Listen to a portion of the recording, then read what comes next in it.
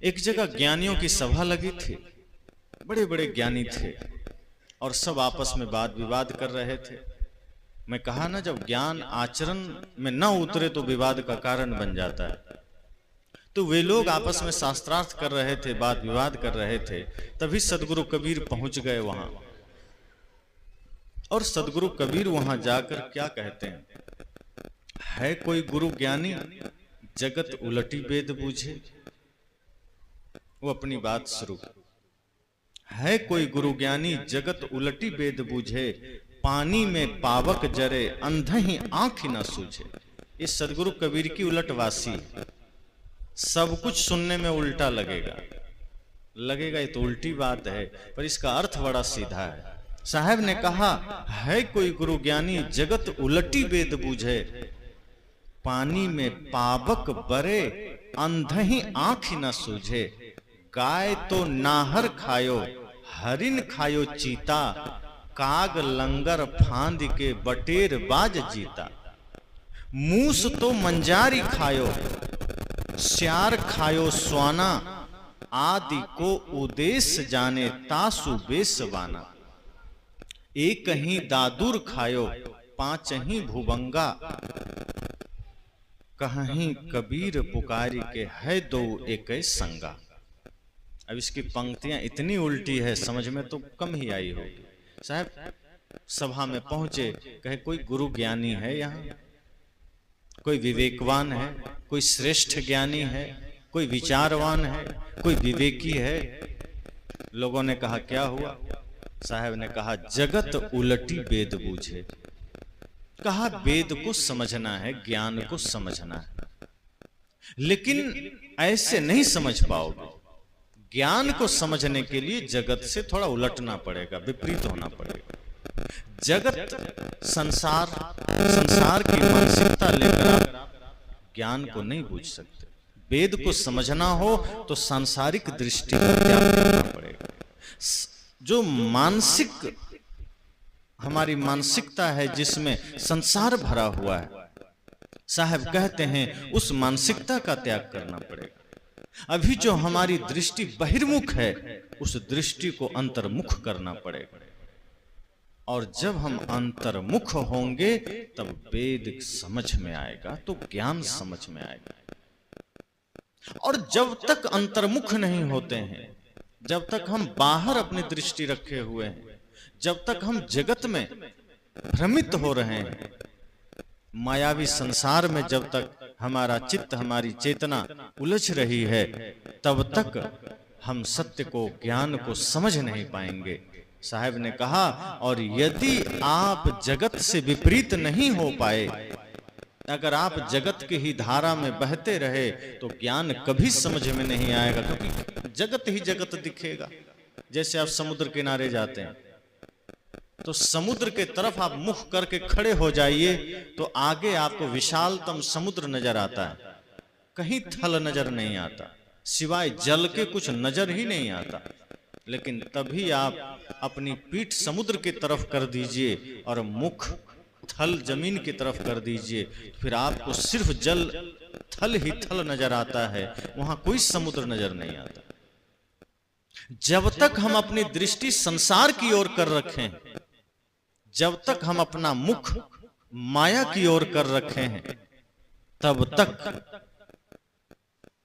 ज्ञान नजर नहीं आएगा, तब तक भक्ति नजर नहीं आएगी, क्योंकि एक दूसरे के विपरीत हैं ये। हमारा मन, हमारा मस्तिष्क जब तक जगत में रचा हुआ है, संसार में रचा हुआ है, ज्ञान से हम परे होंगे, ज्ञान से अलग होंगे। साहब ने कहा, शर्त यह है कि आपको ज्ञान की ओर लौटना होगा, जगत की ओर पीठ करना होगा। अगर ज्ञान को समझना है तो संसार के तरफ अपना पीठ कर दो। अभी आप संसार के तरफ पीठ नहीं किए और समझते हैं कि हम जगत की ओर मुख करते करते मोक्ष पा लेंगे, पर ऐसा नहीं होगा। शब्दों से मोक्ष नहीं मिलेगा। हम कितना भी शब्दों से मोक्ष की साधना कर लें, जब तक वो साधना आचरण में नहीं उतरेगी, मोक्ष नहीं मिलेगा। सत्य इतना सरल नहीं है, उसके लिए पात्र होना जरूरी है। साहब ने कहा वो पात्रता अपने भीतर लाओ कि आप जगत से विपरीत हो सको, आप सांसारिकता से विपरीत हो सको, ये सारे प्रपंच से आप विपरीत हो सको। एक राजा सत्य को जानना चाहता था, बड़ी प्रबल इच्छा थी। पता चला पास में एक संत रहते हैं, जिज्ञासा हुई कि संत के पास चलते हैं, और वो बड़ी जल्दी में था। उसने सोचा मैं जाऊंगा और 2 मिनट में सत्य का पता लगाकर चला आऊंगा, ध्यान का पता लगाकर चला आऊंगा। अहंकार में था कि मैं तो राजा हूं, मैं संत के पास चला जाऊंगा तो उसकी हिम्मत ये थोड़े है कि वो मुझे ज्ञान नहीं देगा, उसका मजाल, मैं जाऊंगा 2 मिनट में सारा ज्ञान लेके आ जाऊंगा। उसे शायद भूल हो गई, उस संत को और ज्ञान को बाजार का कोई सौदा समझ लिया। उसे लगा जैसे मैं दुकान पर जाऊंगा, पैसा दूंगा, सामान ले आऊंगा, यही समझाओ। अहंकार में था, सत्ता का मद। वो गया, संत कुटिया में ध्यानस्थ थे, दरवाजे पर गया। वहां जाने के बाद वो देखता है दरवाजा लगा हुआ है और कुटिया के बाहर संत की चरण पादुका रखी है, खड़ाऊ रखी है। तो सबसे पहले तो क्या किया, जाते ही एक लात मारा दरवाजा में, दरवाजा खुल गया। हाथ से नहीं खोला, राजा हैं, इस दरवाजे में हाथ क्यों लगाएं, ये सोचकर लात मारा।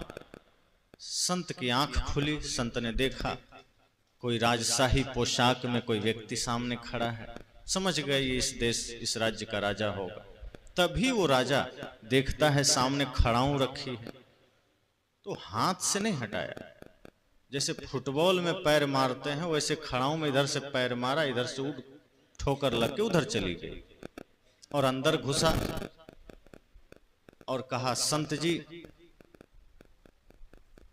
प्रणाम, सत्य का ज्ञान दीजिए हमको। संत ने कहा बड़ी जल्दी में हो। उसने कहा देरी मत करिए, बहुत समय कम है, जितना जल्दी हो दीजिए और हम चलें। इतना सुनना था कि संत जो राजा के तरफ मुंह करके बैठे थे, पहले से ही दीवार पीछे थी, वो झट से घूम गए और घूम करके मुख कर लिया दीवार की तरफ और पीठ कर दिया राजा की तरफ। राजा ने कहा ये कैसी मूर्खता कर रहे हैं आप, मैं इस राज्य का राजा हूं और मेरी तरफ पीठ कर रहे हैं, ये मेरा अपमान है। और आपसे मैं कुछ सुनने आया हूं तो आप पकड़ करके दीवार की तरफ मुड़ गए। संत ने कहा अभी जिस शब्द का तुमने प्रयोग किया अकड़ करके, काश कि तुम अपनी उस अकड़ को छोड़कर आए होते तो शायद मैं कुछ सुना देता, पर अकड़ में तो तुम आए हो और तुम श्रोता बनके भी नहीं आए हो। उसने कहा अकड़, कौन सी अकड़? कहा जिस दरवाजे को तुमने लात से खोला है तुम उसे समर्पण के साथ हाथ से भी खोल सकते थे। जिस चरण पादुका को तुमने फुटबॉल समझ के पैर मारा है तुम उसे हाथ से भी साइड कर सकते थे। जब तुम में इतनी शिष्टता और विनम्रता नहीं है तो तुम राजा बनते हो। उसने कहा देखिए इतना टाइम नहीं मेरे पास, हमें तो सत्य बताइए क्या है। कहा सबसे पहले तो तुम जाओ खड़ाऊ से माफी मांगो और दरवाजे से माफी मांगो, तब मैं सत्य सुनाऊंगा। राजा तो हैरान हो गया कि ये क्या बात है, खड़ाऊ आदमी होता तो माफी भी मांग लेता, खड़ाऊ से माफी? कहाँ तुम्हें मांगनी पड़ेगी। राजा सोचा इस संत भी कम अकड़बाज नहीं है, चलो कोई देख थोड़े रहे जाके मांग लेते। वो गया खड़ाऊ से माफी मांगा, दरवाजे से माफी मांगा। वो राजा कहा पहली बार ऐसा अनुभव हुआ जैसे जीवन में कुछ घटित हो रहा है। अहंकार छोड़ करके थोड़े देर के लिए ही झुका, तब मालूम पड़ा कि जीवन के सत्य का कुछ बोध हो रहा है, लेकिन अहंकार हावी था। उसके ऊपर अहंकार इतना ज्यादा हावी था, कुछ क्षण भर के लिए कुछ बोध भी हुआ तो लेकिन अहंकार चढ़ गया कि नहीं तुम राजा हो, तुम्हें सब शोभा नहीं देता। फिर तुरंत आ गया कि जल्दी बताइए, टाइम नहीं। संत मुंह उधर ही किए रहे दीवार की तरफ। उसने कहा ये समझ में नहीं आ रहा कि आप अपना मुख दीवार की तरफ क्यों किए। संत ने कहा क्योंकि तुम में और दीवार में कोई फर्क नहीं। कहा कैसे? कहा मैं दीवार को 2 घंटा सत्संग सुनाऊंगा, दीवार में कोई परिवर्तन होगा? कहा कुछ नहीं। दीवार का रंग बदलेगा? कहा नहीं। गाली दूंगा तो भी दीवार कुछ नहीं करेगा, मैं कितना भी ज्ञान दूंगा तो भी दीवार कुछ नहीं करेगा। तुम भी ऐसे ही सट हो, तुमको हम 2 घंटा सत्संग सुनाएंगे तुम्हें सत्य का पता नहीं चलेगा, क्योंकि तुम में और दीवार में कोई फर्क नहीं है। तुम घंटों सत्संग में बैठोगे, दीवार में जैसे कोई परिवर्तन नहीं आता वैसे तुम में कोई परिवर्तन नहीं आता। और संत अपनी आंख बंद कर लिए, राजा चला गया। साहब ने यही कहा कि जगत से जब तक आप विपरीत नहीं होंगे सत्य समझ नहीं आएगा। हम जगत की ओर मुख करके सत्य को जानना चाहते हैं। एक आदमी ये सोच रहा है, एक बार एक आदमी रेड लाइट पर खड़ा हो गया, जो शहरों में रेड लाइट होती है, स्कूटर पर था, तो कई बार 30 सेकंड 40 सेकंड या 1 मिनट के लिए भी लाइट लाल हो जाती है, बत्ती लाल होती है, रुकना पड़ता है। मेरे साथ की बात है, वो आदमी फोन लगा दिया मुझे, फोन किया, कहा गुरुजी मोक्ष कैसे मिलेगा। मैंने कहा अभी आप कहाँ हैं, आवाज आ रही, कहा अभी रेड लाइट पर खड़े हैं, 1 मिनट के लिए गाड़ी रुकी, मैं सोचा आपसे कुछ पूछ लूं। मैं कहा जब आप घर में होते हैं समय नहीं मिलता। मैं कहा अब रेड लाइट पर खड़े होकर स्कूटर में बैठ करके मुक्ति का ज्ञान चाहते हैं, इतना सस्ता मुक्ति समझ लिया आपने। मैं फोन काट दिया। बाद में फिर स्थिर होकर उसने फोन किया।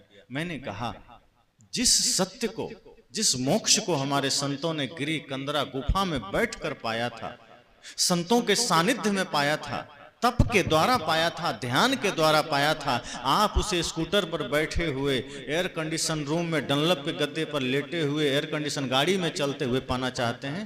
ये संत के साथ, साधना के साथ मजाक नहीं तो और क्या है, आप खिलवाड़ ही तो कर रहे हैं। दुनिया की चीजें आपको मिल सकती है इस तरह से, लेकिन सत्य को पाने के लिए तो यही तो विलासिता छोड़नी पड़ती है। अगर सब कुछ मिल सकता था तो बुद्ध घर न छोड़े होते, सब कुछ मिल सकता था तो महावीर गृह त्याग न किए होते, मीराबाई महलों का त्याग न करती। क्या कमी थी उनके पास? अगर वैभव से ही सत्य मिलता, विलासिता से ही सत्य मिलता, तो मीराबाई महलों का त्याग न करती, और राम जी गुरुकुल न जाते, कृष्ण गुरुकुल न जाते। उस सत्य को उद्घाटित करने के लिए सारे राजसी ठाठ बाट, सारे विलासी जीवन का त्याग करना पड़ता है, उस तपस्वी का जीवन धारण करना पड़ता है। साहब ने कहा तुम जगत से जब तक विपरीत नहीं होगे सत्य पता नहीं चलेगा। जगत उलटी वेद बूझे। तुम सोचते हो घर बैठे वेद पढ़ लें, वेद समझ में आ जाएगा, नहीं, इतना सरल नहीं है। ज्ञान समझने के लिए आप कहीं रहिए, मन को जगत से विपरीत कर लीजिए। उस शरीर को विपरीत करना नहीं कहते। साहब ने ये नहीं कहा कि तुम गृह त्याग करके तुम भी जंगल चले जाओ। अगर प्रबल वैराग्य है, चले गए तो कल्याण है, लेकिन नहीं जा सकते तो घर में रहकर मन को तो जगत से विपरीत कर सकते हो, मन को तो हटा सकते हैं। साहब ने कहा तभी ज्ञान को समझ पाओगे, अन्यथा क्या होगा? अगर ऐसा नहीं किए तो आगे साहब कहते हैं पानी में पावक बरे, अंधे ही आंखें न सूझे। पानी में कहीं आग लगेगा? साहब ने कहा पानी में आग लगा हुआ। उल्टी बात साहब कर रहे हैं, कर तो उल्टी रहे हैं पर है सीधी। साहब कह रहे हैं कि पानी में पावक जरे, पानी में आग लगा है और अंधों को सूझ नहीं रहा है, आंख के अंधों को। अब यहां पानी क्या है? साहब ने पानी किसे कहा है ये समझना है। वो बाहरी जल की बात नहीं कर रहे, वो पानी शब्द इस्तेमाल तो कर रहे हैं, प्रयोग तो कर रहे हैं, लेकिन पानी का अर्थ साहब का कुछ और है। जैसे पानी शीतल होता है, उसकी प्रकृति क्या है? जल की प्रकृति शीतल है, उसका स्वभाव शीतल है। आप उसे गर्म भी कर दीजिए वो शीतल ही रहता है। जैसे कहीं आग लगी हो और आप पानी को 100 डिग्री तापमान पर गर्म कर दीजिए और उस खौलते हुए पानी को आग पर डाल लिए तो आग बुझेगी कि नहीं? पानी गर्म है बाहर से, लेकिन उसकी मूल प्रकृति शीतल है, इसलिए जल ने आग को बुझा दिया। अर्थात जल की शीतलता को उससे भिन्न नहीं किया जा सकता। कितनी भी आग लगी हो, गर्म जल भी आप डालिए तो आग बुझ जाती है। मतलब साफ है कि जल की प्रकृति शीतल है। तो साहब ने यहाँ जो कहा कि पानी में पावक भरे, इसका मतलब क्या हुआ? पानी का अर्थ साहब ने लिया आत्मा से, जीव से, कि जिस प्रकार पानी शीतल होता है इसी प्रकार हम सब की जो आत्मा है, मैं हूं, ये जीव है, ये शीतल है, इसकी प्रकृति शीतल है। जीव का स्वरूप क्या है? ज्ञान। जीव का स्वरूप ज्ञान है, और ज्ञान का परिणाम क्या है? सत्य, अहिंसा, प्रेम, करुणा, दया, क्षमाशील, संतोष। अर्थात ये सारी चीजें शीतल है, शांत है, आनंदमय है, चिन्मय है। और साहब कहते हैं ये आत्मा जो कि स्वभावतः शीतल है, ये आत्मा जो कि प्राकृतिक रूप से शांत है, शीतल है, हुआ क्या है? पावक बरे।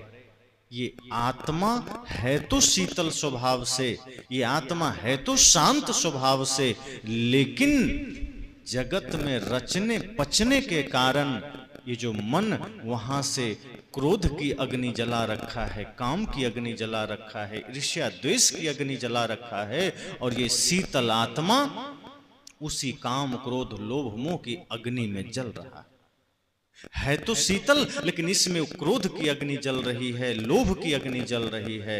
साहब ने कहा और ये विवेकहीन आदमी देख नहीं रहा है। हमारी आपकी जो मूल प्रवृत्ति है वो प्रेम की है। अब सोचिए कोई आदमी क्रोध में कितना देर रह सकता है? क्रोध हमारा स्वभाव नहीं है, वो अविद्या के कारण मन में जागृत होता है, वो अज्ञानता के कारण जागृत होता है, वो जगत के प्रपंच के कारण जागृत होता है। और आप इससे समझ सकते हैं कि आप 1 घंटे तक क्रोध में रहिए तो आपकी आधी एनर्जी ऊर्जा खत्म हो जाती है। क्रोध के साथ कोई 24 घंटे नहीं रह सकता, क्रोध की अवस्थाओं में कोई हमेशा नहीं रह सकता, लेकिन प्रेम में आदमी जन्म जन्म रह सकता है, क्योंकि प्रेम हमारा स्वभाव है, क्योंकि प्रेम हमारी प्रवृत्ति है। साहब ने कहा जीव की प्रवृत्ति तो शीतलता है, जीव की प्रवृत्ति तो प्रेम है, जीव की प्रवृत्ति तो शांत होना है, लेकिन इसमें क्रोध, काम, लोभ, मोह, अहंकार की अग्नि जल रही है और विवेकहीन आदमी देख नहीं पा रहा। कितनी आदतें हम बना लेते हैं और विपरीत हम चलते हैं, जो हमारा स्वभाव नहीं है वो आदतें हम बना लेते हैं। कितने प्रकार की नशा हम करने लग जाते हैं। जो जीव इन सारी आदतों की आग में जलता है, जैसे जो आदमी कभी बीड़ी पिया ही नहीं, कभी बीड़ी का रहस्य जाना ही नहीं, वो कभी उसके लिए व्याकुल नहीं होता है। और जब आप पहली बार बीड़ी पी लेते हैं तब पता चलता है बीड़ी का ज्ञान। जैसे आप ये समझ लीजिए कि जो चीज हम कभी प्रयोग नहीं करते उसके प्रति हमारा कोई आकर्षण नहीं होता, उसके लिए हमारा मन नहीं करता। आज से पहले जब मैं यहां नहीं आया था, या जो लोग मुझे कभी सुने ही नहीं थे, मोबाइल के माध्यम से भी नहीं, कभी नहीं, तो क्या कभी आपके मन में हुआ था कि स्वामी रंजीत जी को सुनने का मन करता है? जब आपने जाना ही नहीं, सुना ही नहीं, तो कभी ये मन में ख्याल आया था? क्यों? क्योंकि आप मुझे जानते ही नहीं थे। लेकिन जब आपने मुझे सुना तब आपने कहा उनको सुनने का मन करता है। अर्थात जब मुझसे परिचय हुआ तो मेरा वाला मन आपका बन गया। जब कभी आप चाय नहीं पीते थे तो आप कभी नहीं कहते थे कि चाय के बिना सिर में दर्द हो रहा है। जो आदमी कभी दिल्ली गया ही नहीं वो उसकी व्याख्या नहीं कर सकता कि क्या करें, बहुत दिल्ली की याद आ रही। जब गया ही नहीं तो याद कैसे आएगी? आप बहुत से ऐसे देश है जहां बहुत लोग नहीं गए होंगे, कभी कहते हैं क्या करें, वहां का आदमी की बड़ी याद आ रही। जहां आप जाते हैं, जिससे जुड़ जाते हैं, वो वासना तैयार हो जाती है, वो बंधन तैयार हो जाता है, और फिर उसी की आग में हम जलते हैं। साहब कहते हैं ये जीव आदतें बना लिया है।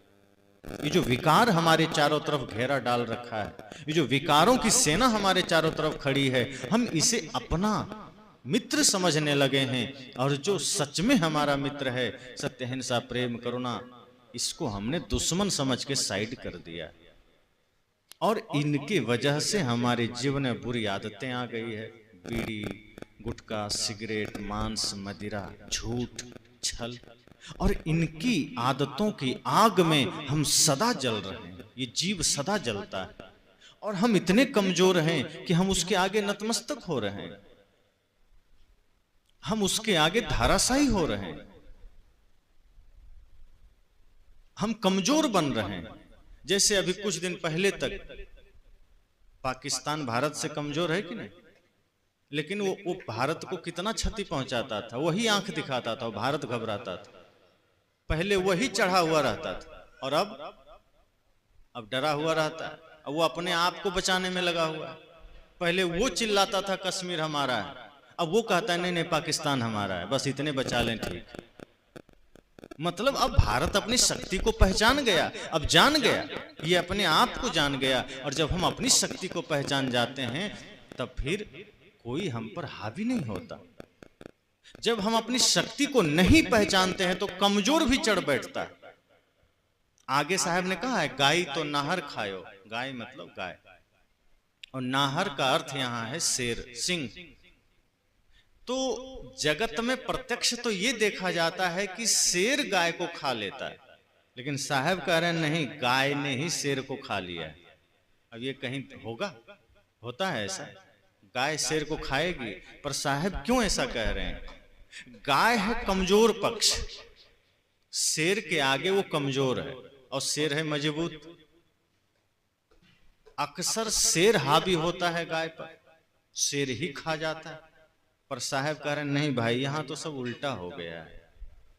यहां तो गाय ही शेर को खा गया है, खा गई है, शेर का भक्षण कर गई है। यहां शेर दुबक गया है, वो कमजोर पड़ गया है। जैसे पहले पाकिस्तान मजबूत होकर भारत को सताता था, उसी तरह गाय शेर को सता रही है, गाय ही हमला कर रही है। और शेर का क्या हो रहा है? बेचारा डरा सहमा, व्याकुल विचलित होकर के नतमस्तक है, सिर झुका दिया है।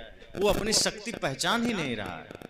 जैसे कहावतों में आती है ना बात, एक शेर का बच्चा झुंड से बिछुड़ गया तो गीदड़ के संग में लग गया। तो गीदड़ ने देखा है तो शेर, लेकिन बच्चा है, धीरे धीरे अपना स्वभाव उसमें डालने लगा। और बेचारा शेर का बच्चा है तो शेर, लेकिन अब संग पड़ करके वो भी गीदड़ जैसा ही बन गया। वो भी वैसे ही चलने लगा, वैसे आवाज करने लगा, वैसे ही सब कुछ। एक दिन शेर ने देखा इस झुंड में हमारा आदमी वहां क्या कर रहा है, का लगता है ये लोग धोखा किया है इसके साथ, इसके भीतर की शक्ति को दबा दिया है, इसको कुछ तो किया है। तो वो उस झुंड में जोर से चिल्लाया तो गीदड़ तो भागने ही लगा, वो बेचारा शेर भी भागने लगा। जो बच्चा था थोड़ा बड़ा हो चला था, वो भी डर से भागने लगा। शेर दौड़ करके उसको पकड़ लिया, कहा तुम कहां जाते हो? वो भी डर गया, शेर हमको खा जाएगा। उसको पता ही नहीं था कि आज वो अपने आप से परिचय होने वाला था।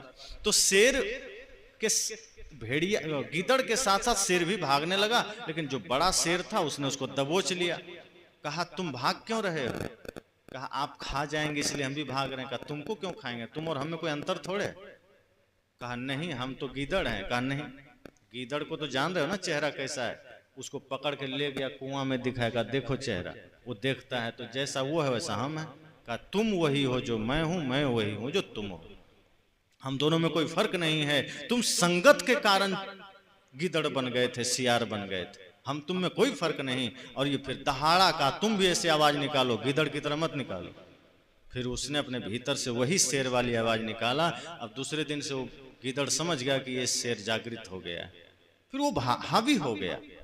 यही हमारे साथ होता है, हम कुसंग में पड़ते हैं। ये जीव जो शेर की भांति है, जो सभी इंद्रियों का स्वामी है, जो सब पर शासन कर सकता है, जो अपने मन पर, अपने इंद्रियों पर शासन कर सकता है, वो जीव कुसंग में पड़ करके गीदड़ बन जाता है। और मन सियार है, गीदड़ है, वो क्या करता है, इसका मौके का फायदा उठाता है और वो जीव को गुलाम कर लेता है। फिर वो शासन करता है। अब देखिए शासन कैसे करता है। आपका मन हुआ सत्संग में जाना है, मन कहेगा क्या करोगे जाके, क्या मिलेगा वहां, अभी सिनेमा चल रहा है चलो वहां। अब मन आपको बहुत बढ़िया प्रलोभन दे दिया, लालच दे दिया, अब आप चाह के भी सत्संग में नहीं जाएंगे। मन इतना प्रबल है कि जीव उसके सामने कुछ कर ही नहीं सकता, नतमस्तक हो जाता है। और मन ने कहा नहीं नहीं सिनेमा में चलो, या कहीं राजनीतिक चर्चा हो रही वहां चलो, या कुछ भी जहां मनोरंजन हो रहा है जुआ हो रहा है, शराब के अड्डे पर चलो, मन आपको वहां लेके चला गया। या नहीं अभी कुछ नहीं करना है, सोना है। सुबह आप उठते हैं, एक मन कहता है जो थोड़ी सी सात्विकता रहती है, चलो योग करते हैं। तुरंत दूसरा मन जो आप पर हावी है वो कहता है योग क्या करोगे, योग करके सुबह का इतना बढ़िया समय, सो जाओ चादर तान के मौज करो। और आप सो जाते हैं 2 घंटा और उठते हैं 8 बजे। मन आप पर हावी है कि नहीं? आप कहते हैं थोड़ा भजन सुनते हैं, मन कहता है क्या भजन सुनोगे, बुढ़ापे की चीज है, गाना लगाओ, बढ़िया नाचो उस पर। वो मन जो आप पर हावी है, जो है तो सियार लेकिन आपके सामने शेर बन गया, और जीव जो कि है शेर वो सियार बन गया। साहब यही कह रहे हैं, सब उल्टा हो गया। पानी में आग लग रहा है, गाय शेर को खा रही है। यही हो रहा है, ये मन जीव को सता रहा है।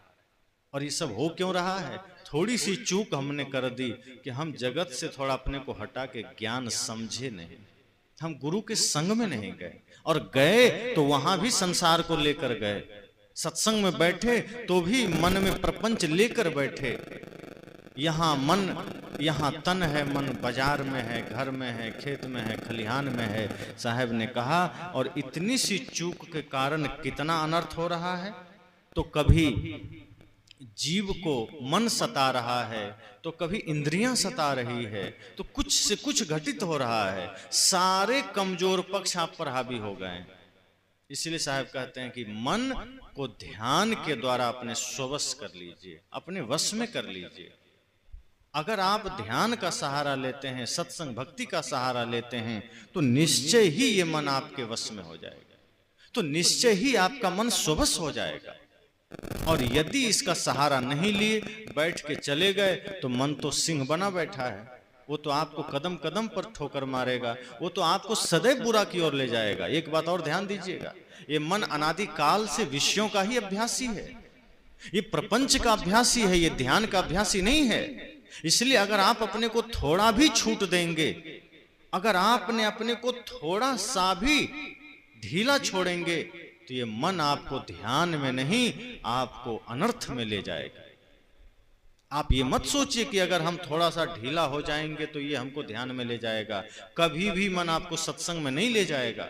वो आपके अंतर मन की आवाज उठती है और आप चले आते हैं उसको नजरअंदाज करके। वरना मन की स्थिति तो यह है कि जन्म जन्मांतर से सदैव विषयों का अभ्यासी रहा है, संसार का अभ्यासी रहा है। इसलिए अगर इस पर अपने को छोड़ देंगे तो ये आपको नीचे ही ले जाएगा।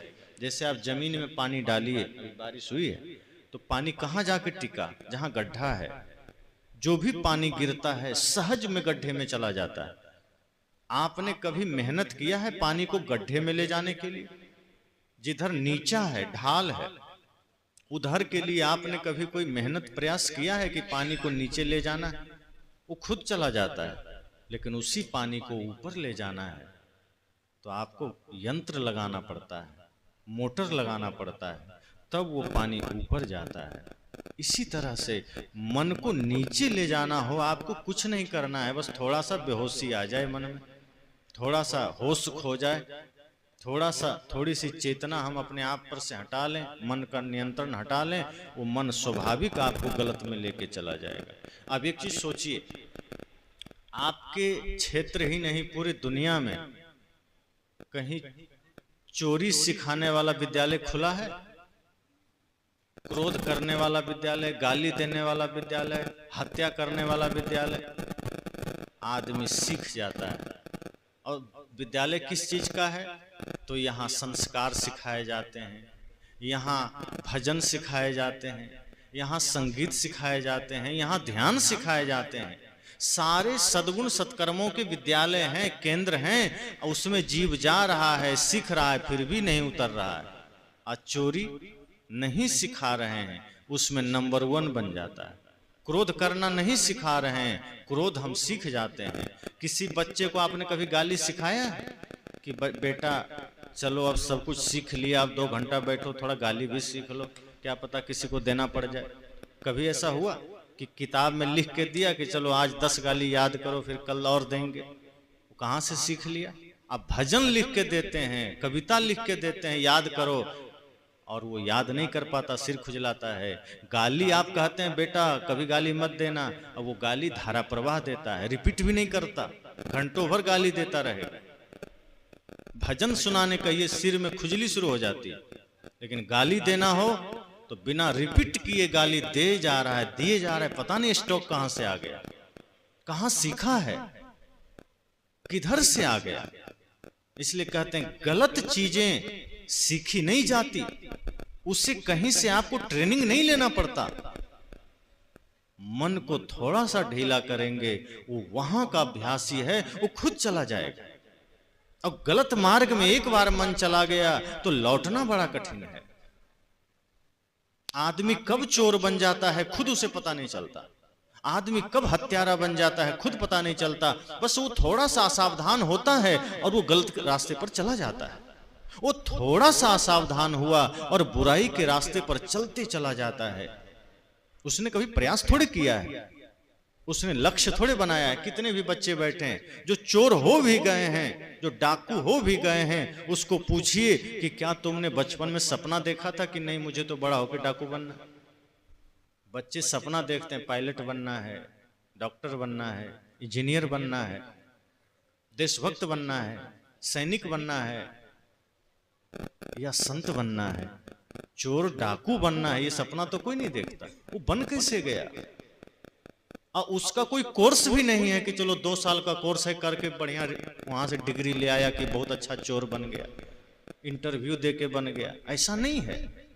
बिना कुछ किए वो इतना पारंगत चोर बन जाता है, बिना इंटरव्यू के, बिना ट्रेनिंग के, बिना किताबों के। यहाँ तो किताबें भरी पड़ी है, वहां कोई किताब नहीं, पता नहीं कहां से सारे गुरु सीख लेते हैं। ये मन का कमाल है, क्योंकि ये मन अनादिकाल से उन्हीं चीजों का अभ्यासी है। और इसको बस आप थोड़ा सा ढीला करते हैं, जैसे ही लगाम हल्का ढीला किए मन दौड़ के वहीं चला जाता है। और एक बार चला गया लौटना बड़ा कठिन है। एक शहर में एक बोर्ड लगा दिया गया कि आज सिनेमा हॉल में 3 घंटे के लिए फ्री टिकट है और पूरी फिल्म फ्री में दिखाई जाएगी। और हमारे भारतवासी तो बड़े पारंगत हैं फ्री की चीज लेने में। जहां फ्री की घोषणा हो जाए तो सरकारें बदल जाती है, तो फिर टिकट की क्या बात। फिर तो आदमी चला और एक से एक आदमी पहुंच गया। जो बूढ़ा कभी सिनेमा हॉल नहीं देखा था वो भी बेचारा चला गया, फ्री है चलते हैं, क्या दिक्कत। जहां बैठने की सीट थी सब सीट हटा दिए गए, खड़ा होकर आदमी देखने के लिए घुस गया। इतना आदमी प्रवेश कर गया फ्री के नाम पर कि आज 3 घंटे के लिए सिनेमा हॉल फ्री है। ये सुन करके शहर के लोग मुड़ गए सिनेमा हॉल में और अंदर घुसे, सारे सोफा हटा दिए गए, कुर्सियां हटा दी गई, खड़ा होकर के एक दूसरे के टांग पर आदमी खड़ा था। इतनी भीड़ हो गई, जहां गेट है घुसने का वहां तक आदमी खचाखच भर गया। मैनेजर को जबरदस्ती उसमें लॉक लगाना पड़ा। फिल्म शुरू हो गई। उसके बाद 3 घंटे की फिल्म सबने देखा और बड़े खुश हैं, वाह आज तो फ्री देखने को मिला, एसी का आनंद ले रहे हैं, फिल्म भी देख रहे हैं, बड़ा मौज। जैसे फिल्म बंद हुई, अब निकलना है तो देख रहे हैं सारे गेट सारे दरवाजे बंद। अब निकलें कैसे, क्या करें? कहा भाई खोलो। कहा यहां से निकलने के 500-500 रुपये देने पड़ेंगे। कहा ये तो बड़ी नासमझी है, ये तो बहुत बड़ा धोखा है।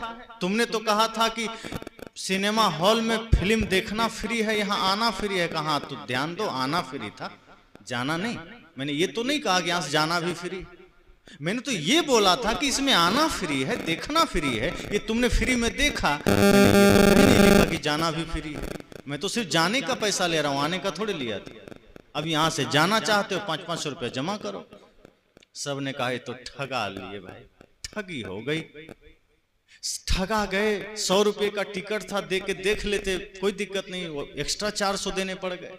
500-500 दिया, निकलना है, क्या करेगा वहां गर्मी में, पसीना पसीना हो रहा है। यही है जगत की हालत। ये संसार का पथ ऐसा ही है। शुरू में प्रलोभन मिल जाता है कि आ जाओ आ जाओ, फ्री है सब कुछ। माया हमें प्रलोभन देती है और हम दौड़े चले जाते हैं हिंसा के रास्ते पर, क्रोध के रास्ते पर, छल के रास्ते पर। सब कुछ अच्छा दिखता है, मृग तृष्णा इसे कहते हैं। वो तृष्णा संसार की हमें ऐसी मालूम पड़ती है कि एकदम दौड़े चले जाते हैं, लेकिन जब वहां चले जाते हैं तब माया कहती है आ तो गए हो, अब जाओगे कैसे, भारी कीमत चुकानी पड़ेगी लौटने की। तब जीव कहता है ओह बड़ा धोखा हो गया, इसने तो बड़ा रंग दिखाया था, माया ने शोपीस दिखाया था, जैसे शोरूम में चीजें लगी रहती है, देखिए असली सामान तो गोडाउन में होता है। माया वही करती है, आपको बाहर चमक दमक दिखा देती है, ये चमकती गाड़ियां, ये चमकते शरीर, ये चमकता मोबाइल, खूबसूरत भवन, और आदमी देखते ही उस पर लोभी बन करके टूट पड़ता है। लेकिन जब वहां जाता है तब पता पड़ता है कितने दलदल में चले गए, कितनी तृष्णा में चले गए, कोई सुख नहीं, कोई शांति नहीं।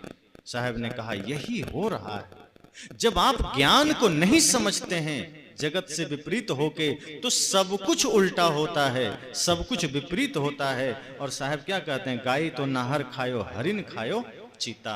ये गाय ने शेर को खा लिया, और गाय कौन है, ये अविद्या। गाय कमजोर है, तो हमारे भीतर जो विकार है अविद्या रूपी, वो कमजोर है, और शेर ज्ञान का प्रतीक है, अर्थात तो मजबूत है। यहां सिर्फ शब्दों का अर्थ किया गया है कि जो कमजोर पक्ष है वो हावी हो रहा है। गाय कमजोर पक्ष है, वो शेर पर हावी है, अर्थात हमारे भीतर की अविद्या हमारे ज्ञान पर हावी है, हमारे ज्ञान को उसने खा लिया है। संसारिकता के चक्कर में हमारे भीतर जो अविद्या ने जन्म लिया है, उस अविद्या ने हमारे भीतर के ज्ञान को नष्ट कर दिया है। और हरिन खायो चीता, यहां हिरन कौन है, तो हिरन थोड़ी चंचल होती है, चमकते रहती है, इधर से उधर, उधर से उधर। और चीता शांत प्रवृत्ति का होता है, जब वो शिकार को देखता है बस उसी समय छलांग मारेगा, बाकी समय इतना शांत रहता है बगल में किसी को पता नहीं चलेगा। साहब यहां कहते हैं कि जो हरिन है, हिरन चंचलता का प्रतीक है, और ये जो हमारे भीतर शांत अवस्था है, शांति है, उल्टा हो गया। इस हिरन ने ही इस चीते का शिकार कर लिया है, अर्थात हमारे भीतर की चंचलता ने हमारी शांति का शिकार कर लिया है। जो इस संसारिकता के साथ मिल करके जो हमारा मन चंचल हो गया है, जो हमारा मन चपल हो गया है, इस चंचल मन ने हमारे भीतर की शांति का शिकार कर लिया। आगे साहब कहते हैं काग लंगर फांद के बटेर बाज जीता। कौवा कौन है, वासना, काग। और लंगर का अर्थ साहब ने किया है एक बहुत ही तेज तर्रार चतुर जानवर, हिंसकी जानवर। वो तेज है, तर्रार है, सजग है। साहब कहते हैं काग लंगर फांद के, कौवा और उस जानवर में भिड़ंत हो गई, तो कौवा ने ही उस तेज हिंसकी जानवर को खा लिया, उसको दबोच लिया। कौवा कौन है, साहब कहते हैं वासना।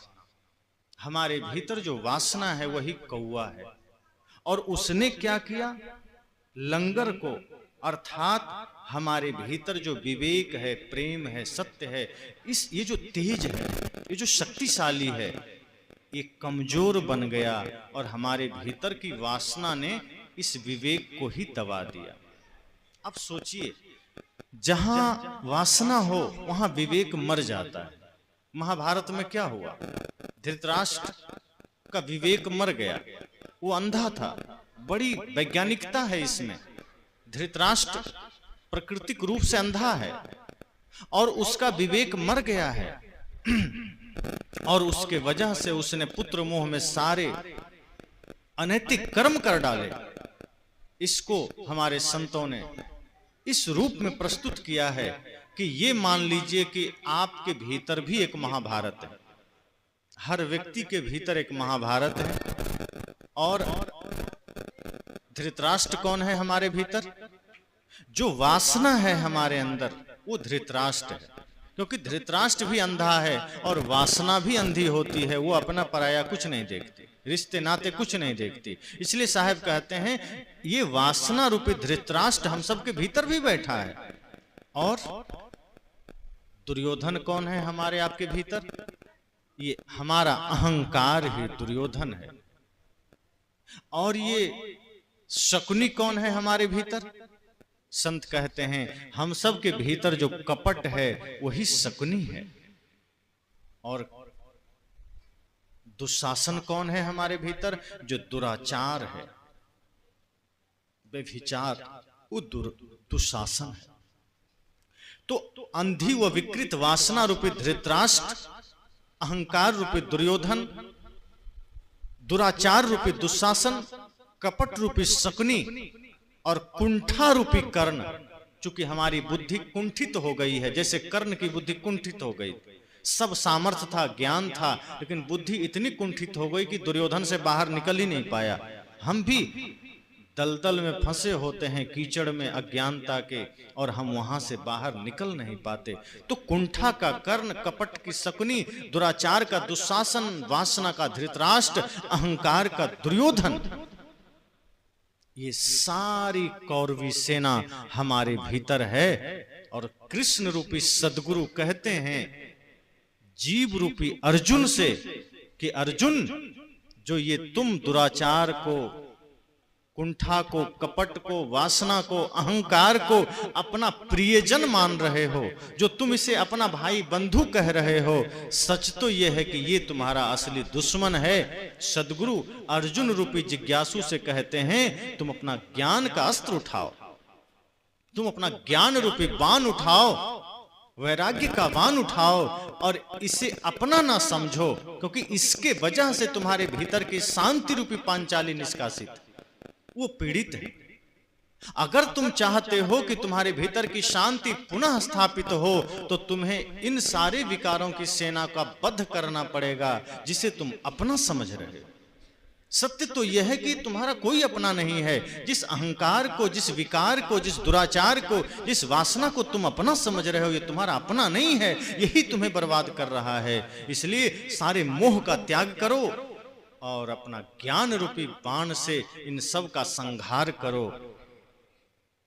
वही बात साहब कहते हैं कि ये जितनी विकारों की सेना है, ये प्रबल हो गई है, और हम इसे ही बचाने में लगे हैं, हम इसकी ही सुरक्षा में लगे हैं, हम अपने ही अहंकार को संपोषित करने में लगे हैं, हम अपने क्रोध को संपोषित करने में लगे हैं। साहब कहते हैं नहीं, ये सब तुम्हारे दुश्मन हैं, और ये काग लंगर फांद के, ये कौआ जो वासना है, ये आपके भीतर के विवेक को खा रहा है, मार रहा है। इसलिए वासना अगर प्रबल होगी तो ज्ञान नष्ट होगा, विवेक नष्ट होगा, और विवेक प्रबल होगा तो ये सारे विकार नष्ट होंगे। और वटेर बाज जीता। वटेर एक बहुत कमजोर पक्षी होती, पंछी है, और बाज शिकारी पक्षी। उल्टा हो गया, बाज ने हमला नहीं किया है, बटेर ने ही बाज पर हमला कर दिया है। अब बटेर कौन है? उत्साहहीनता। जो बटेर एकदम निराश है, बेबस है। तो हमारे जीवन में जो उत्साहहीनता है, जो एक लापरवाही समझ लीजिए, जीवन से निराशा, कुछ नहीं करना, आलस है जीवन में, वो हावी हो गया है। और उसने क्या किया है? बाज को, अर्थात हमारे भीतर जो उत्साह है, उमंग है, उसी को खत्म कर दिया है। हमारे भीतर होना चाहिए उमंग, उत्साह, आनंद। तो हमारे भीतर की जो उत्साहहीनता है, उल्टा वही बढ़ गई है। किसी काम में, सत्संग में जाना है, क्या जाना, देखेंगे, भजन करना है, देखेंगे, कुछ काम करना है, आदमी देखेंगे, अभी सोना है। मतलब इतना निराश हो जाता है कि वो भौतिक काम में भी पीछे हो जाता है, आध्यात्मिक में भी पीछे हो जाता है, अपने भीतर की सोई हुई शक्ति को जागृत ही नहीं कर पाता। इतना उत्साहहीनता का शिकार आदमी हो जाता है कि असफल पर असफल हो रहा है, लेकिन कभी सोचता नहीं है, वो आलस बने पड़ा रहता है। साहब ने कहा ये उत्साहहीनता तुम पर हावी है और तुम्हारे भीतर का उत्साह क्षीण हो गया है। ये बटेर ही बाज का शिकार कर लिया है। आगे साहब कहते हैं मूस तो मंजारी खाए। मूस मतलब चूहा, और मंजारी मतलब बिल्ली। तो जगत में तो ये देखा जाता है कि बिल्ली चूहे को खा जाती। साहब कहते हैं नहीं, यहाँ उल्टा हुआ है, यहाँ चूहा ने ही बिल्ली को खा लिया है। और कैसे? तो साहब ने चूहा किसे कहा है? चूहा का अर्थ है भय। साहब ने कहा ये जो भय है तुम्हारे भीतर, वो तुम्हारे भीतर की निर्भयता को खा लिया है। बिल्ली मतलब निर्भयता। बिल्ली के सामने चूहा सदा भयभीत रहता है, डरा हुआ रहता है, और बिल्ली एकदम चढ़ी हुई रहती है, निर्भय रहती है। साहब कहते हैं आपके भीतर जो भय जागृत हुआ है, इसके वजह से आपके भीतर की निर्भयता खो गई है। और इस वजह से साहब ने कहा मूस तो मंजारी खायो, चूहा ने बिल्ली को खा लिया, चूहा ने बिल्ली का शिकार कर लिया। आपके भीतर जो भय है, और ये भय कहां से उत्पन्न हुआ है? भय उत्पन्न हुआ है संसार की आसक्ति से, शरीर की आसक्ति से, क्योंकि ये शरीर है नश्वर, ये संसार है नश्वर, और जब हम इसमें आसक्ति कर लेते हैं, मोह कर लेते हैं, फिर इससे छूटने का भय शुरू हो जाता है, फिर इसके विनशने का भय शुरू हो जाता है। पद है नश्वर, हम किसी भी पद में चले जाएं, चाहे राजनीतिक पद हो, चाहे व्यवहारिक कोई पद हो, चाहे प्रशासनिक पद हो, वो सब नश्वर है। और जब हम पद में आ जाते हैं, फिर उसके छूटने का भय सताने लगता है, धन के छूटने का भय सताने लगता है। और वो भय जब हमारे भीतर जागृत होता है, तो फिर ये भय ये सताने लगता है कहीं शरीर न छूट जाए, फिर मृत्यु का भय आ जाता है, जो सबसे बड़ा भय है। साहब ने कहा लेकिन यहाँ आपके भीतर की निर्भयता को इसी भय ने खा लिया है। जिस जीवन में निर्भय होना चाहिए, जिस जीवन में अभय होना चाहिए, उस जीवन में आप भयभीत होकर जी रहे हैं। अर्थात चूहा ने बिल्ली को खा लिया है, और स्यार खायो स्वाना। स्यार मतलब गीदड़, स्वान मतलब कुत्ता। तो गीदड़ होता है चापलूस और अवसरवादी और धोखेबाज भी होता है, और कुत्ता होता है वफादार। एकदम आप एक रोटी दे दीजिए तो आपके लिए जान भी गंवा देगा। साहब ने कहा लेकिन यहां सब उल्टा हो गया है। आपके जीवन में अवसरवादिता आ गई है, आपके जीवन में ये जो मेरा तेरा का भाव है, अहंकार का भाव है, अवसरवादिता, कि बस मेरा काम बनता। नेता लोग कहते हैं ना, भाड़ में जाए जनता, कि हमारा काम बने, 5 साल बाद हम वोट मांग लेंगे तुमसे, उसके बाद हम पहचानेंगे भी नहीं। वोट लेने के समय पहुंच जाएंगे द्वार द्वार, लेकिन जब जीत जाएंगे तो पहचान नहीं करेंगे।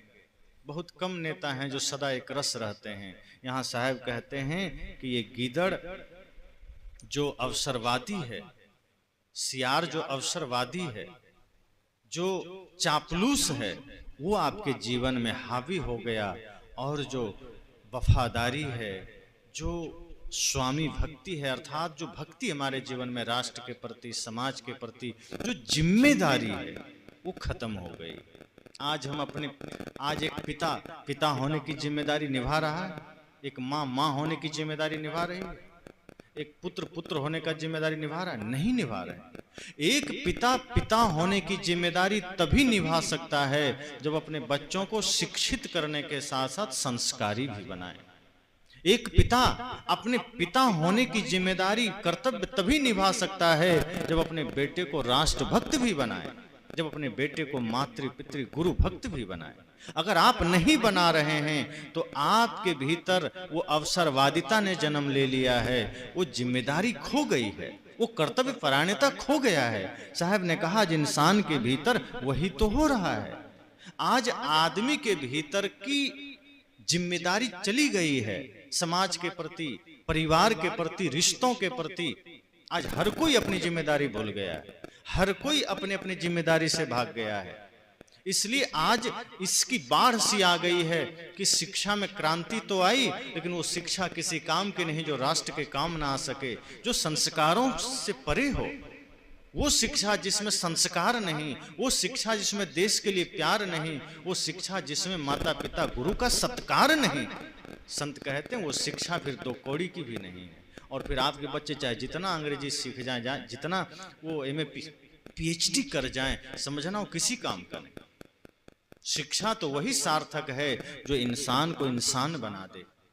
शिक्षा तो वही सार्थक है जो एक पुत्र में पुत्र का भाव जागृत करे, एक भाई में भातृत्व का भाव जागृत करे, और उसमें राष्ट्र भक्त का भाव जागृत करे।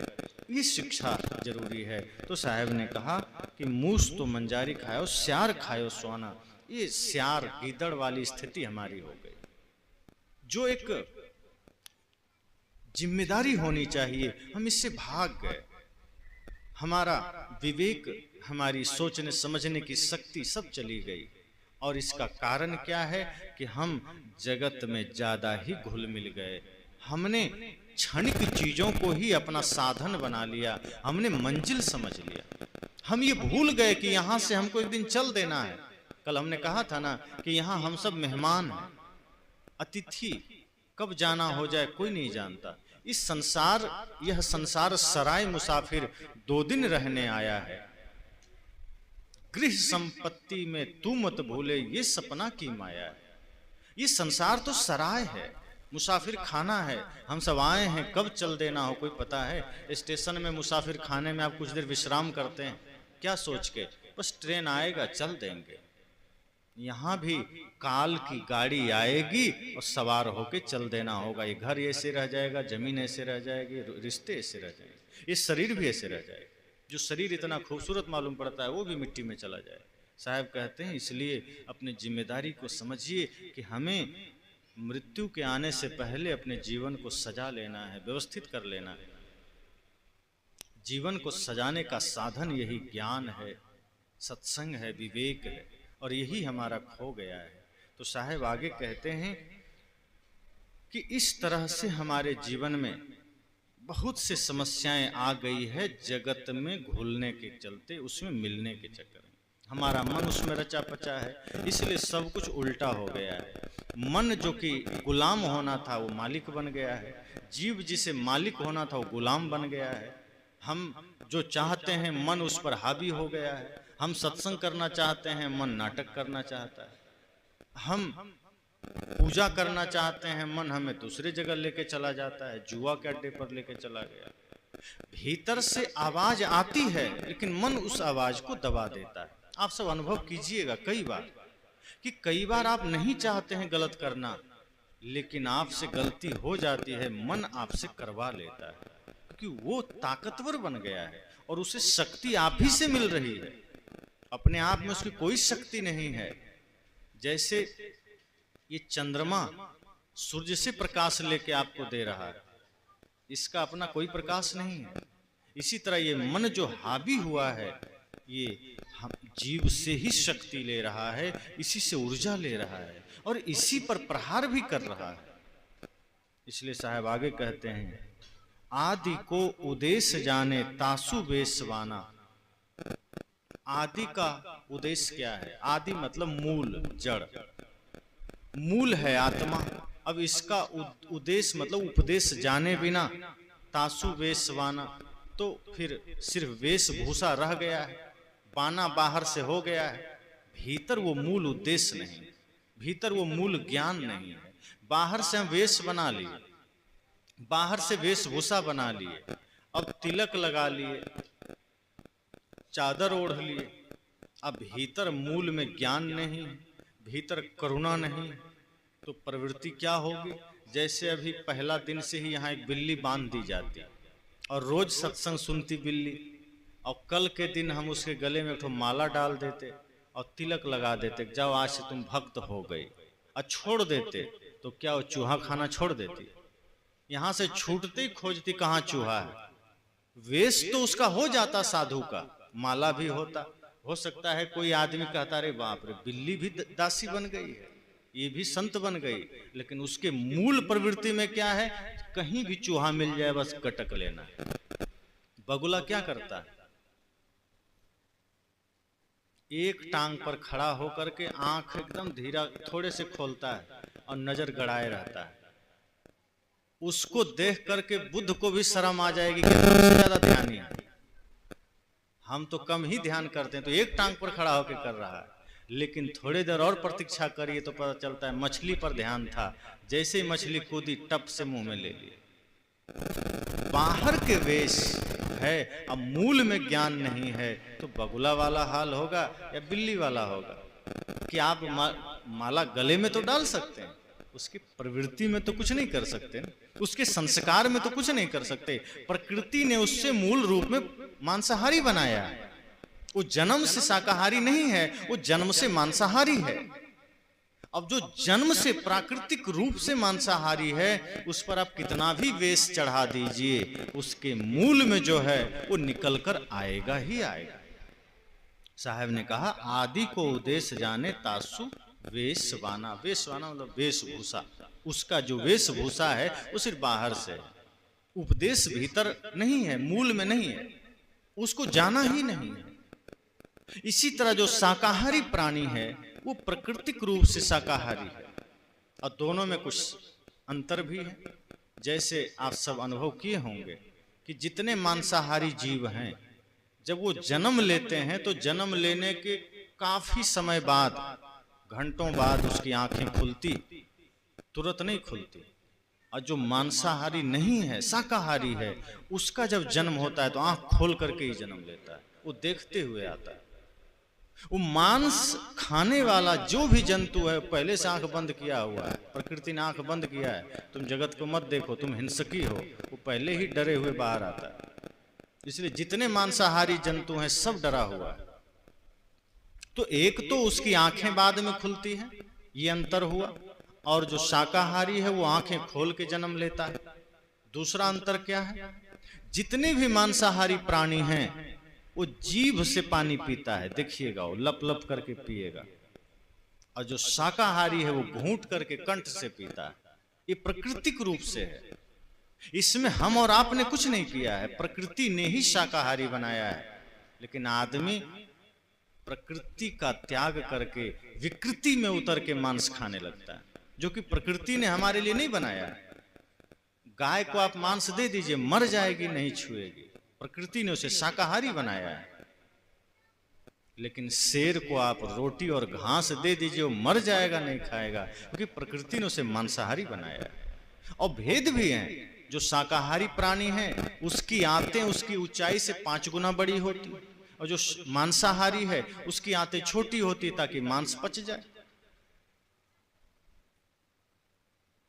ऐसी बहुत सी चीजें हैं जो प्रकृति ने बना के भेजा है, लेकिन हम उसका सिर्फ बाहर रूप से हम भी पालन कर रहे हैं। आज इंसान बाहर से पालन करता है। बहुत से लोग कहते हैं हम तो धार्मिक हैं, लेकिन वो धार्मिकता का वाना बाहर से है, मूल में ज्ञान नहीं है। मूल में वो मांस खा रहा है, मदिरा पी रहा है, जुआ खेल रहा है, वो कर्म सारे निशाचर का कर रहा है, और बाहर से धार्मिक है। साहब कहते हैं फिर ये सिर्फ वेशभूषा बाहर से बनाना हुआ, सत्य में वो नहीं है। आगे साहब कहते हैं, एक ही दादुर खायो 5 ही भुभंगा। साहब ने कहा कि एक मेढक 5 सांप को खा गया। अब यहाँ मेढक क्या है, तो मेढक है विषयाशक्ति, जो विषयों के प्रति हमारी आसक्ति है, जो भोगों के प्रति हमारी निष्ठा है, आसक्ति है। इसने किसको खा लिया? साहब कहते हैं ये 5 सांप को खा लिया। ये 5 सांप क्या है? 5 ज्ञानेंद्रियां, जो हमारे भीतर आंख, नाक, कान, जीभ, त्वचा है, जो 5 ज्ञानेंद्रियां हैं जिससे कि हम जगत को जानते हैं। साहब कहते हैं ये मेढक रूपी विषयाशक्ति ने हमारी इंद्रियों को खा लिया है, अपने बस में कर लिया है। इसलिए साहब कहते हैं, कहें ही कबीर पुकार के है दो के संगा। साहब ने कहा सच तो ये है कि जब हम इस तरह से जीते हैं तो यही इसी शरीर में सद्गुण भी निवास कर रहे हैं, इसी शरीर में दुर्गुण भी निवास कर रहे हैं। बस हम जगत की ओर मुख कर बैठे हैं, इसलिए दुर्गुण ऊपर आ गया है और सद्गुण दब गया है। साहब कहते हैं, है कोई गुरु ज्ञानी जगत उलटी वेद बुझे। इसलिए हे गुरु ज्ञानी, जगत के विपरीत हो जाओ, जगत से अपने आप को थोड़ा अलग कर लो, गुरु के पास आप जाइए, सत्संग में जाइए, उतने देर के लिए जगत को छोड़ दीजिए। अगर सच में चाहते हैं ये सत्संग हमारे जीवन के लिए आनंद का कारण बन सके, मुक्ति का मार्ग बन सके, तो अगर 2 घंटा मौका मिले, 2 घंटे तक संसार को भूल जाइए कि कुछ कहीं नहीं है। ये तपोभूमि है, यही सब कुछ है, यही काशी, यही मथुरा, यही तीर्थ, यही धाम, यही भगवान, यही सब कुछ है। और इसी भाव से जब आप 2 घंटे सत्संग में बैठेंगे, या जितनी देर आप बैठना चाहें, 10 मिनट ही बैठेंगे, तब ये सत्संग में ज्ञान समझ में आएगा। और सत्संग कहीं भी हो, अगर वहाँ यथार्थ आपको ज्ञान मिल रहा है, मानवतावादी विचार मिल रहा है, सत्य, अहिंसा, प्रेम, करुणा के सूत्र मिल रहे हैं, तो सत्संग में जरूर बैठिए, चाहे वो कहीं भी मिले, कोई भी दे। और वहां जब आप इस भाव से बैठेंगे, संसार को छोड़कर बैठेंगे, माया को छोड़कर बैठेंगे, तब साहब कहते हैं फिर वेद समझ में आ जाएगा, ज्ञान समझ में आ जाएगा।